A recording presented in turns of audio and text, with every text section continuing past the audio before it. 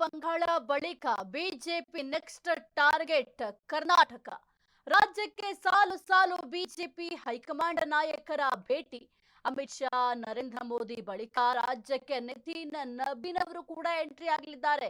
ಈಗ ಸದ್ಯಕ್ಕೆ ಕಾಂಗ್ರೆಸ್ ಆಗಿರಬಹುದು, ಬಿಜೆಪಿ ಆಗಿರಬಹುದು, ಎರಡೂ ಪಕ್ಷಕ್ಕೂ ಕೂಡ ಕರ್ನಾಟಕವೇ ಟಾರ್ಗೆಟ್. ಆದ್ರೆ ಹೆಚ್ಚಿನ ಪ್ರಮಾಣದಲ್ಲಿ ಬಿಜೆಪಿ ಅಧಿಕಾರಕ್ಕೆ ಬರಲೇಬೇಕು ಅಂತಂದ್ರೆ, ಅದರಲ್ಲೂ ಕೂಡ ಕರ್ನಾಟಕದಲ್ಲಿ ಅಧಿಕಾರಕ್ಕೆ ಬರಲೇಬೇಕಾಗಿದೆ, ತನ್ನ ಅಸ್ತಿತ್ವವನ್ನು ಉಳಿಸ್ಕೊಳ್ಳೇಬೇಕಾಗಿದೆ.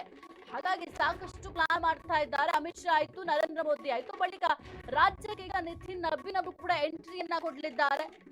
ಮೇ 24ಕ್ಕೆ ಎಂಟ್ರಿ ಕೊಡ್ತಾರೆ. ಉತ್ತರ ಕರ್ನಾಟಕದಲ್ಲಿ ನಡೆಯುವ ಬಿಜೆಪಿ ಸದ್ಯಕ್ಕೆ ಆ ಒಂದು ಕಾರ್ಯಕ್ರಮ ಏನಿದೆ, ಕಾರ್ಯಕ್ರಮದಲ್ಲೂ ಕೂಡ ಭಾಗಿಯಾಗ್ತಾರೆ. ಈಗ ಆಲ್ರೆಡಿ ಬಿಎಸ್ವೈ ಅಭಿಮಾನೋತ್ಸವ ನಡೆದಿದೆ. ಅದೇ ರೀತಿ ದಕ್ಷಿಣ ಕರ್ನಾಟಕದಲ್ಲಿ ಪಿಎಂ ಮಿಂಚಿನ ಸಂಚಾರವನ್ನ ಮಾಡಲಿದ್ದಾರೆ.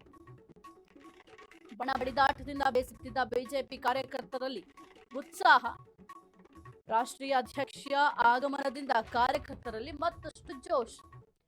ಪಶ್ಚಿಮ ಬಂಗಾಳ ಬಳಿಕ ಈಗ ಬಿಜೆಪಿ ನೆಕ್ಸ್ಟ್ ಟಾರ್ಗೆಟ್ ಯಾವುದು ಅಂತಂದ್ರೆ ಕರ್ನಾಟಕ.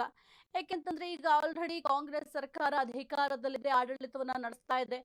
ಬಿಜೆಪಿ ಈಗ ನೆಕ್ಸ್ಟ್ ಅಧಿಕಾರಕ್ಕೆ ಬರಬೇಕು, ಕಾಂಗ್ರೆಸ್ಗೆ ಟಕ್ಕರ್ ಕೊಡಬೇಕು ಅಂತಂದ್ರೆ ತಮ್ಮದೇ ಆದಂತಹ ರಣತಂತ್ರವನ್ನ ರೂಪಿಸ್ತಾ ಇದೆ. ಪಶ್ಚಿಮ ಬಂಗಾಳದಲ್ಲಿ ಒಂದು ಖಾತೆಯನ್ನು ಕೂಡ ಬಿಜೆಪಿಯವರು ಓಪನ್ ಮಾಡಿರಲಿಲ್ಲ. ಆದ್ರೆ ಈಗ ಪಶ್ಚಿಮ ಬಂಗಾಳದಲ್ಲಿ ಬಹುಮತವನ್ನ ಸಾಧಿಸಿ ಬಿಜೆಪಿ ಅಧಿಕಾರಕ್ಕೆ ಬಂದಿದೆ. ಅದೇ ರೀತಿಯಲ್ಲಿ ಕರ್ನಾಟಕದಲ್ಲೂ ಕೂಡ ಅಧಿಕಾರಕ್ಕೆ ಬರಬೇಕು ಅಂತ ನಾನಾ ರೀತಿಯ ಕಸರತ್ತನ್ನ ಮಾಡ್ತಾ ಇದ್ದಾರೆ, ನಾನಾ ರೀತಿಯ ಪ್ಲಾನ್ಗಳನ್ನು ಕೂಡ ಮಾಡ್ತಾ ಇದ್ದಾರೆ. ರಾಜ್ಯಕ್ಕೆ ಸಾಲು ಸಾಲು ಬಿಜೆಪಿ ಹೈಕಮಾಂಡ್ ನಾಯಕರು ಭೇಟಿ ನೀಡಲಿದ್ದಾರೆ. ಅಮಿತ್ ಶಾ ಆಯ್ತು, ಜೊತೆಗೆ ನರೇಂದ್ರ ಮೋದಿ ಅವರು ಬಂದು ಹೋದ್ರು. ಅದಾದ ನಂತರ ಈಗ ನಿತಿನ್ ನಬೀನ್ ಅವರ ಆಗಮನಕ್ಕೆ ಸಿದ್ಧತೆ ಮಾಡಿಕೊಳ್ತಾ ಇದ್ದಾರೆ. ಉತ್ತರ ಕರ್ನಾಟಕದಲ್ಲಿ ನಡೆಯುವ ಬಿಜೆಪಿ ಪ್ರಶಿಕ್ಷಣ ವರ್ಗದಲ್ಲಿ ಭಾಗಿಯಾಗಲಿದ್ದಾರೆ. ಈಗ ಆಲ್ರೆಡಿ ಬಿಎಸ್ವೈ ಅಭಿಮಾನೋತ್ಸವದಲ್ಲಿ ಅಮಿತ್ ಶಾ ಭಾಗಿಯಾಗಿದ್ರು. 2028ರ ವಿಧಾನಸಭೆ ಚುನಾವಣೆಗೆ ಈಗಿನಿಂದಲೇ ಕಮಲ ತಯಾರಿ. ಅಧಿಕಾರ ಹಿಡಿಯುವ ನಿಟ್ಟಿನಲ್ಲಿ ಕೇಸರಿ ಪಡೆ ಕಾರ್ಯತಂತ್ರ. 1 ತಿಂಗಳಲ್ಲೇ ರಾಜ್ಯಕ್ಕೆ 3 ವರಿಷ್ಠರ ಆಗಮನ. ತಳಮಟ್ಟದ ಪಕ್ಷ ಸಂಘಟನೆ, ಜಿಬಿಎ ಚುನಾವಣೆ ತಯಾರಿ.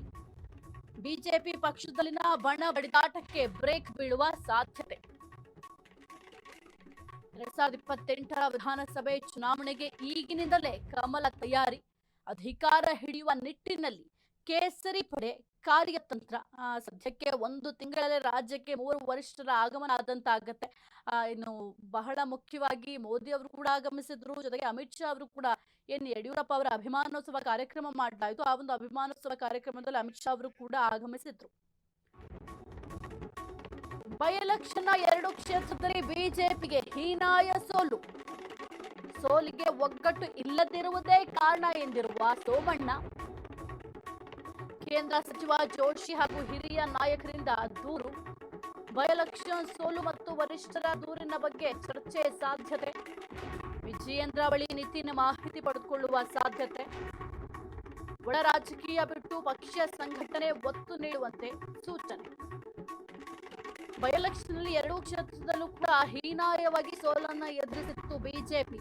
ಸೋಲಿಗೆ ಒಗ್ಗಟ್ಟು ಇಲ್ಲದಿರೋದೇ ಕಾರಣ ಅಂತ ಸೋಮಣ್ಣ ಅವರು ಕೂಡ ಆರೋಪವನ್ನ ಮಾಡಿದ್ರು. ಒಗ್ಗಟ್ಟಿಲ್ಲ, ಹಂಗಾಗಿ ಈ ಒಂದು ಸೋಲನ್ನ ಎದುರಿಸಬೇಕಾಯ್ತು. ಬಾಗಲಕೋಟೆ ಆಗಿರಬಹುದು, ದಾವಣಗೆರೆ ದಕ್ಷಿಣ ಕ್ಷೇತ್ರದಲ್ಲಿ ಹೀನಾಯವಾಗಿ ಬಿಜೆಪಿ ಸೋಲನ್ನ ಎದುರಿಸಿತು, ಕಾಂಗ್ರೆಸ್ ಭರ್ಜರಿ ಗೆಲುವನ್ನ ಸಾಧಿಸಿತು. ಹಾಗಾಗಿ ಸದ್ಯಕ್ಕೆ ಪಕ್ಷದಲ್ಲಿರುವಂತಹ ಕೆಲವೊಂದಿಷ್ಟು ಗೊಂದಲಗಳಾಗಿರ್ಬೋದು, ಕೆಲವೊಂದಿಷ್ಟು ಅಸಮಾಧಾನಗಳು, ಜೊತೆಗೆ ಒಗ್ಗಟ್ಟು ಇಲ್ಲದಿರೋದೇ ಈ ಒಂದು ಸೋಲಿಗೆ ಕಾರಣ ಅಂತ ಸೋಮಣ್ಣ ಅವರು ಕೂಡ ಆರೋಪವನ್ನ ಮಾಡಿದ್ರು. ಹಾಗಾಗಿ ಇದೆಲ್ಲವನ್ನು ಕೂಡ ಸರಿಪಡಿಸ್ಕೊಳ್ಬೇಕಾಗತ್ತೆ. ಇನ್ನು ಬಹಳ ಮುಖ್ಯವಾಗಿ ಕೇಂದ್ರ ಸಚಿವ ಜೋಶಿ ಹಾಗೂ ಹಿರಿಯ ನಾಯಕರಿಂದ ಕೂಡ ದೂರು ದಾಖಲು ಮಾಡಲಾಗಿತ್ತು, ಅಂದ್ರೆ ದೂರು ನೀಡಲಾಗಿತ್ತು. ಹೈಕಮಾಂಡ್ ಮಟ್ಟದಲ್ಲಿ ಹೋಗಿ ದೂರನ್ನು ನೀಡಲಾಗಿತ್ತು.